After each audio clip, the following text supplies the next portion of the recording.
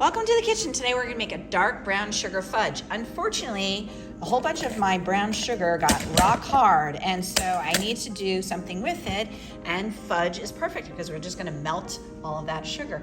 We're gonna have it with 2 sticks of unsalted butter, 3/4 of a cup of evaporated milk, and we're gonna cook this till it reaches 238 degrees. And using a candy thermometer is very helpful. If you don't have one though, you can do what's called the softball method, where you take a little bit of the mixture, put it in a bowl of cold water. If it forms a ball and you can still squish it, that is the softball method. You know the mixture has reached that temperature. And then we're gonna add in 2 cups of powdered sugar and mix it in our stand mixer, and then put it into our 8x8 pan that we have prepared with parchment paper. So let me get everything mise en place and I'll show you how to make it. Please subscribe to our YouTube channel so we can bring you more recipes. Thank you. In our medium-sized saucepan, I have got our 20.25 ounces of dark brown sugar and the butter. And because the sugar is rock hard, I am gonna let this melt on low heat and wait till it's completely melted, and then I'm gonna add in our condensed milk and bring it to a boil. So this is gonna take a while. Our brown sugar has been melting and it's just beginning to come to a boil. So actually I want to stop that and add the evaporated milk to make sure this mixture is blended properly. But see, I still have some chunks, so I just have to sort of break this up. And as soon as all those chunks disappear, we want the mixture to come to a boil. And then we're going to boil it for about 10 minutes till it reaches 238 degrees.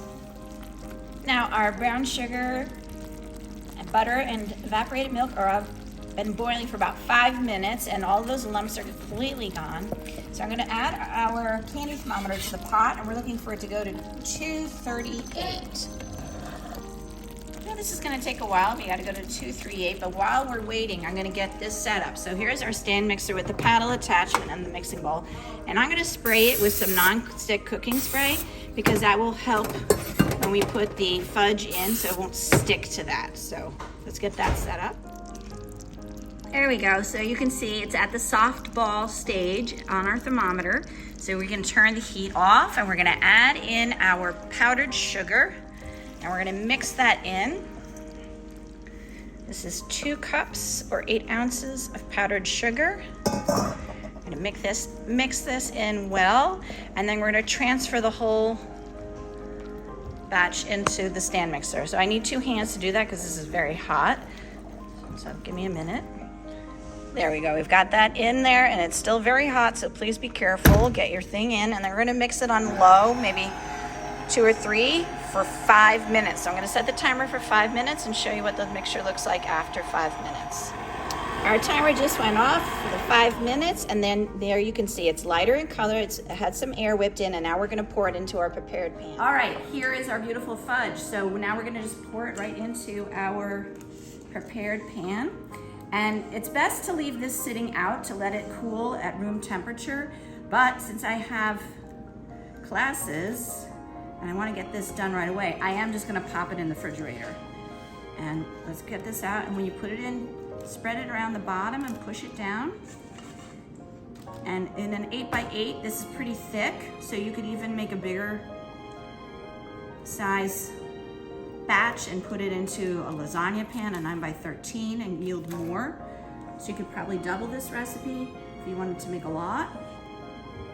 So there we go. This looks beautiful. I can't wait to try it. Okay, so this was setting up in the refrigerator for an hour, and it's gotten pretty hard. So we can just simply take it out with the parchment paper, and then we want to cut it into squares. So now the thing about fudge is that it tends to crumble. So as you can see, it just broke off a piece and it crumbles. So you're not going to get the best slice on this. So just try. Sometimes a big chunk is okay. There we go, a nice square like that. And then you can put this on a platter, or if you want, you could put them in a gift bag and give it for the holidays. But here it is, our beautiful brown sugar fudge. Thank you so much for watching. For more recipe demonstrations, please click like and subscribe to Chef Victoria Loves YouTube channel, and have fun in the kitchen. Thank you.